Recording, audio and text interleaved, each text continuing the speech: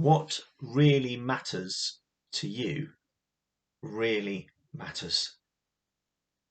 Certainly not my intention this week to make a political statement in this video, but I was struck this week watching Joe Biden's inauguration as the 46th President of the United States of America that actually you can really pick up on the values that people hold dear from how they speak and from what they say.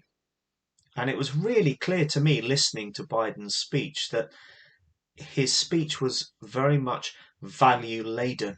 There were lots of examples of him illustrating what are fundamental core values for him, and those were coming out in his speech very, very clearly.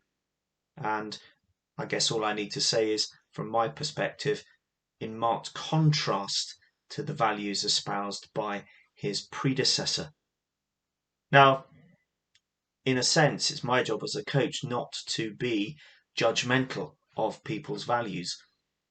But one of the things that I like to do with clients is right at the beginning of our coaching relationship, I will often ask clients to complete a short and fairly straightforward diagnostic tool, which is based on values. Because I think it's really important for me as the coach to get an understanding of what makes you, as my client, tick. What are the core non-negotiable values that you hold dear and which for you are absolutely vital to the way you live your life, both personally and professionally? So with most of my clients, I normally start either with this values analysis, or I might send out a similar diagnostic tool that I have, which is about digging into their motivation. What are the factors that motivate you, again, in your personal life and in your professional life? And I've always found it very, very helpful to have that information available for the first coaching session, because it always leads to a really interesting discussion.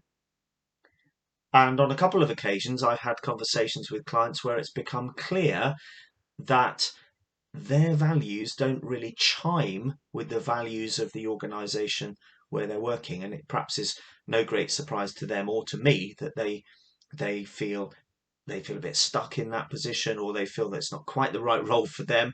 It's hardly surprising, I don't think, if the values don't chime. So I'd be really interested, any of you watching this, if you would like to have a go at either my values diagnostic or the motivational factors diagnostic, please do contact me. Let me have some contact details for you, and I will happily send that out to you. I would also be very happy to have an initial, completely free initial discussion with you about what are the values that you hold most dear. Because I think it's a really valuable, no pun intended, place to start the coaching journey. Because what really matters to you really matters.